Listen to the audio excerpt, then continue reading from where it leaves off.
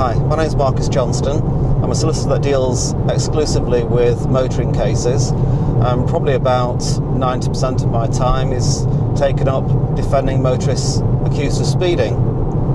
The aim of this video is to give you some insight as to the types of issues that arise and for you to decide whether it's worth challenging them or taking further advice, getting any further information. The first thing I point out is that this is a general advice video for general information. It's not meant for you to construe this as giving you specific legal advice on your problem. I suppose what I'm doing now is one of those general exclusion, one of those waiver of liability things that you often see. There's no other way around it than to take your own proper legal advice if you've got any kind of legal problem. So if you do have any concerns, see your solicitor. Try to make sure that any solicitor you do deal with is a specialist on road traffic, because there's a huge difference between speaking to an average general solicitor and someone that does specialise exclusively on road traffic work. Alternatively, by all means, send me an email, get in touch, and be happy to assist if possible. I have had, prior to the idea of producing a video, had a quick look at one or two types of videos that are available or that you can view on the internet, and it seems to me that a lot of them are really just an excuse to advertise and to plug the law firm. I didn't particularly want to do that. I wanted to try and give something that would hopefully be of some use to you. So let's see where we go from here. It's all off the top of my head, it's all off the cuff whilst I'm driving around, so it's just with my thoughts. So hopefully there might be something that's of interest. The aim is to produce some different videos on different areas of law with different issues that arise. This one, as good starting, is in relation to speeding. What happens with a speeding case? What goes on? What can you do about it? Well, it all starts by receiving a notice of intended prosecution. That's what would normally happen. So if you've not been stopped by the police, chances are you'll receive a notice of an intended prosecution through the post. And on the back of the notice of intended prosecution is what they call a Section 172 notice, a requirement to identify the driver. Now, the police say, well, you've got to tell us who was driving, and you're breaking the law if you don't tell us who was driving. That isn't really correct. And it is a whole area of law just to determine what should be done, what shouldn't be done in relation to what we call Section 172 cases, whether you've not identified the driver or not. The legal requirement is that you give information to the police that can identify the driver or that can assist the police with the identification of the driver. So if you were the driver and you're happy to state and happy to accept being the driver, then you can tick the box, say yes, I was driving, send that form back to the police, and you'll then either receive a fixed penalty, gives you 3 points and a £60 fine if you're marginally over the speed limit, or you'll receive a summons to go to court in respect to the speeding offence. Occasionally you may be offered a speed awareness course.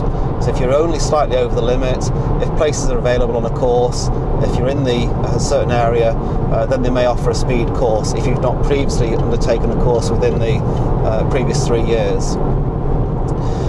There are a number of issues that can be taken up, that I would normally take up on a client's behalf with the police prior to any summons being issued. First of all, to try to get the police to drop the case, because of course if the police take no further action, then that's it, end of story. Or to invite the police to offer a speed course where a course may not ordinarily be made available to you. So again, it can help to take some legal advice at a very early stage, rather than just waiting for a summons to arrive through the post. When the police say, tell us who was driving, of course that creates a problem of the situation if you're not sure who was driving. And it's perfectly acceptable for you to say, I just don't know who was driving, if indeed that's the case.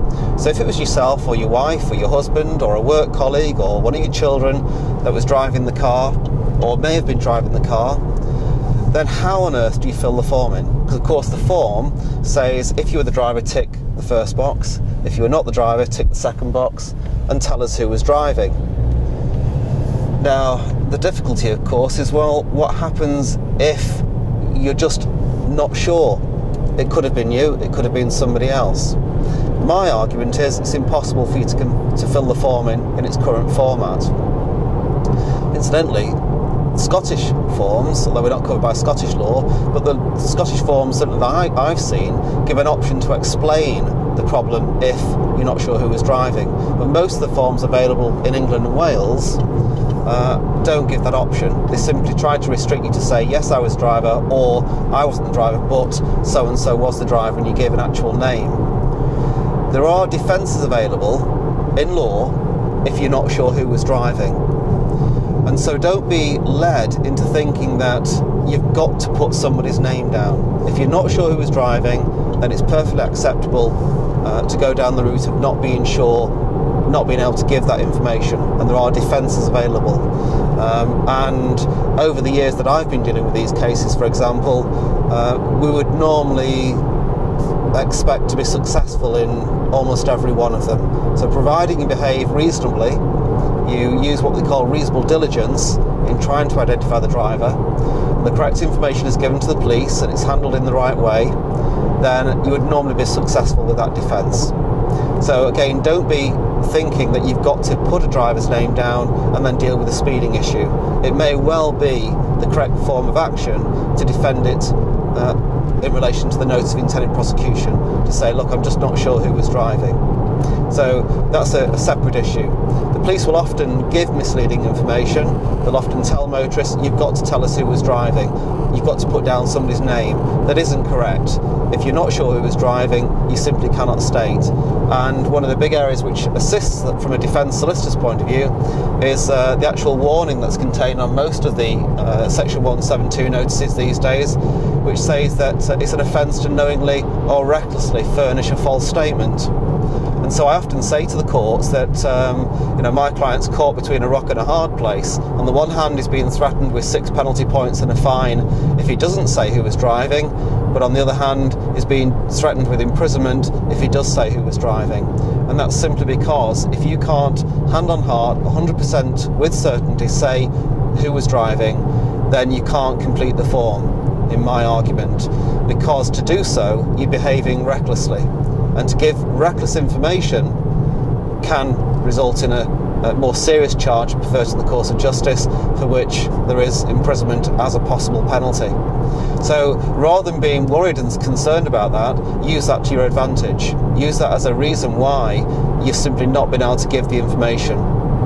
Of course, it helps to go via solicitors, because solicitors can deal with all this for you, set it out in the correct way, then try and convince the police or the prosecution service not to prosecute. And if they don't prosecute, then that's it, end of story.